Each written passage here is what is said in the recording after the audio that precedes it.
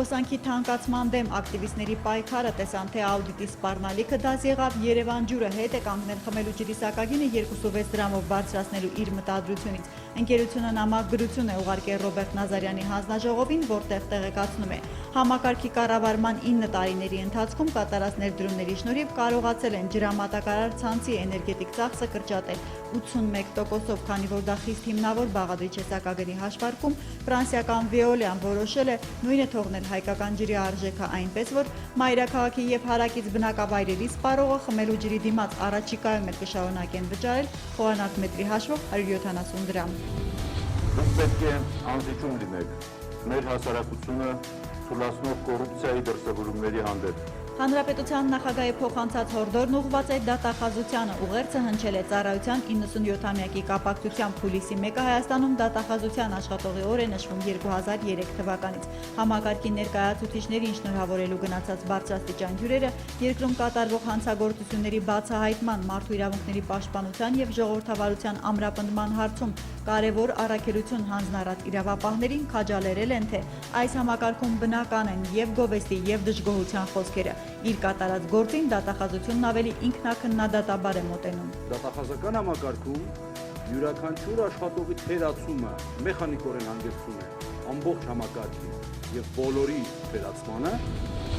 Հուլիսի 1-ից նվազագույն աշխատավարձը Հայաստանում ավելանում է 5000 դրամով, 50-ից դառնում 55000 դրամ։ Այժմի փոփոխությունից ելնելով որոշակիորեն կբարձրանա այն անձանց վարձատրությունն, ովքեր բյուջեից են ֆինանսավորվում կամ գրադարանում, հանրային համայնքային կառույցներում աշխատելով թույլատրելի ամենապակաս հենց այդքան գումարով է ձևակերպված են։ Ըստ սոցիալնախարարության երկրի 300,000 ինքնազբաղվածներից ու 50,000 անհատ ձեռնարկատերից կենսաթոշակային հարկ չի գանձվում։ Սոցիալական վճարը միայն 550,000 վարձու աշխատողներն են տալիս եւ ապահովում թոշակի այն գումարը, որն ամեն ամիս պետությունը բաշխում է նույն քանակի 550,000-ի կարգի տատիկ պապիկի ու հաշմանդամի։ Նվազագույն աշխատավարձի այս բարձրացման, հուլիսից նաեւ զինվորական կենսաթոշակի ավելացման, կարիքավորներին հատկացվող նպաստի եւ այլ տիպի օգնությունների համար բյուջեն այս տարի սոցիալական ոլորտին հատկացրել է ընդհանուր ծախսերի մոտ 1/3-ը, 390.5 միլիարդ դրամ։ Մասնագիտական գնահատականների համաձայն, եթե Հայաստանում անապահովության նպաստը վերանա,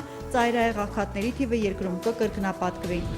Հայ-ամերիկյան հարաբերություններում ընթացիկ տարի նշանավորվեց Contour Global ընկերության կողմից Որոտան հիդրոէլեկտրակայանների համալիր ընկերության գնման գործարքով։ Դա ամերիկյան խոշոր կապիտալի անդրանիկ մուտքն էր Հայաստանի տնտեսություն։ Երևանը հույս ունի Contour Global-ի քայլը կքաջալերի ամերիկյան նաև այլ ներդրողների։ Նախորդի երեկոյան մեր երկրում ԱՄՆ դեսպանատանը հայտարարել է Հովիկ Աբրահամյանը։ Վարչապետը Վաշինգտոնի դիվանագիտական կառույց էր այցելել հուլիսի 4-ին նշվող ԱՄՆ անկախության 239-րդ տարեդարձին ընդառաջ։ Շնորհավորական տեքստում Հայաստանի կառավարության ղեկավարը ասել է. Ղարաբաղյան հարցի լուծումը ստանձնած ԵՀԿ Մինսկի խմբի ձևաչափում ակնկալում ենք միջնորդական ակտիվ գործունեության շարունակում։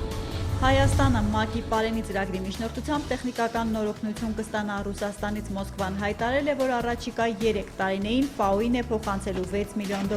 պայմանով, որ սննդի արդյունաբերության անվտանգության եւ գյուղատնտեսության կայուն զարգացման համար գումարը կտրամադրվի Հայաստանին, Ղրղզստանին եւ Տաջիկստանին։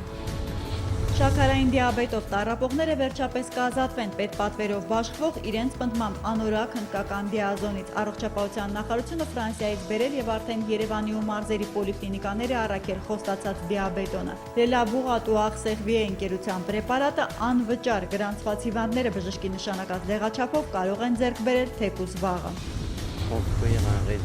Ես հուսով եմ, որ կկարողանանք մեր ուժերը ներդնել եւ ստեղծել մի թիմ, որի գործունեությունը կնպաստի Հայաստանում արյունաբանական բարձրորակ ծառայությունների առաջընթացին։ Ֆրանսիական հիվանդանոցում թե ԱՄՆ-ի Քլիվլենդյան կլինիկայում աշխատեն աշխարհի հայ բժիշկների խորհուրդը հատկապես հիմա շատ կարևոր է մեր արյունաբանների համար, քանի որ 2016 թվականին երկրում պետք է բացվի բարձր դեղաչափային քիմիաթերապիայի, ցողունային բջիջների ու ոսկրածուծի փոխպատվաստման կենտրոն։ Այն թույլ կտա լեյկեմիա կամ արյան չարորակ այլ հիվանդություն ունեցողներին ժամանակակից նոր մեթոդով այստեղ բուժվել, չմտածել առողջությունն արտասահմանում վերականգնելու թանկարժեք տարբերակների մասին։ Որպեսզի բժշկական բարդ միջամտությունների պատրաստվող կլինիկան սարքավորումների պակաս, նաև մասնագետների վերապատրաստման խնդիր չունենա, առաջին համահայկական արյունաբանական սիմպոզիումը հատուկ հարթակ է ձևավորել աշխատանքը համակարգող թիմ ստեղծել։ Ամեն տարի նորություններ են առաջանում, որոնք պետք է մենք մեկս մյուսին փոխանցենք։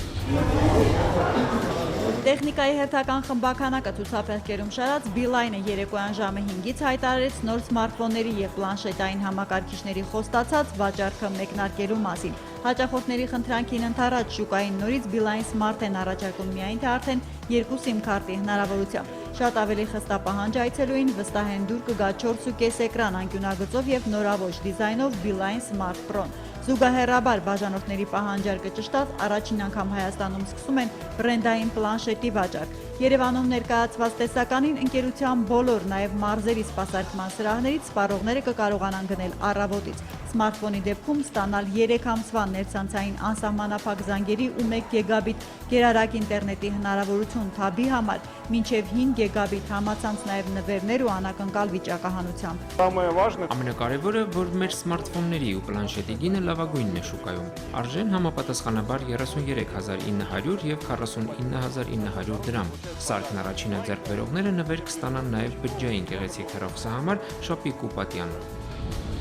Ուշադրություն հուլիսի առաջին 3 օրերին երկրում սպասվում է բավական բարձր ջերմային ֆոն, բնակչությանը զգուշացնում է տարածքային կառավարման արտակարգ իրավիճակների նախարարությունը։ Կանխատեսումների համաձայն Արարատյան դաշտում և Սյունիքի հովիտներում մինչև շաբաթ օրը օդի ջերմաստիճանը կտատանվի 39 աստիճանի սահմաններում, ինչի արդյունքում կստեղծվի հրդեհավտանգ իրավիճակ։ Հուլիսի 4-ից նոր միայն շոգը 2-ից 3 աստիճանով կնահանջի։ Երկրի հյուսիսային շրջաններից Հայաստան կմտնի ժամանակ առ ժամանակ կարճատև անձրև խոստացող հոսանք։ Հուլիսյան սասկացող շոգի հետ հանգստացողներին սկսում են հյուրընկալել Սևանի հանրային լողափերը։ Նրանք, ովքեր արձակուրդը հայաստանյան ջրային ավազանների մոտ են անցկացնելու, պետության այս առաջարկի շնորհիվ շաբաթ-կիրակի չսպասելով հենց այսօրվանից հնարավորություն ունեն օգտվել մաքուր, անվճար, սանհանգույցով, հանդերձարանով, խաղահրապարակով կահավորված բուժկետ ու փրկարար ծառայություն ունեցող գոտիներից։ Տարածքում ամեն ինչ ավտոկայանատեղիից մինչև արևայրուքին նստարան, եթե իհարկե կա, ձրի է։ Միայն սննդի կետերն են փողով սպասարկում քաղաքացիներին տեղեկացնում է բնապահպանության նախարարությունը։ Հուլիսի առաջին օրը NASDAQ OMX Armenia հարթակում իրականացվել է ընդամենը $600,000 առուվաճառք ամերիկյան արժույթի դիմաց 472 դրամ 58 նոմա միջին փոխարժեքով։ Հուլիսի 2-ի համար տարադրամային շուկայում կենտրոնական բանկի սահմանած միջին փոխարժեքները հետևյալն են։ Թանկարժեք մետաղների համար էլ Արչին բանկն առաջարկում է հիշյալ գնանշումները։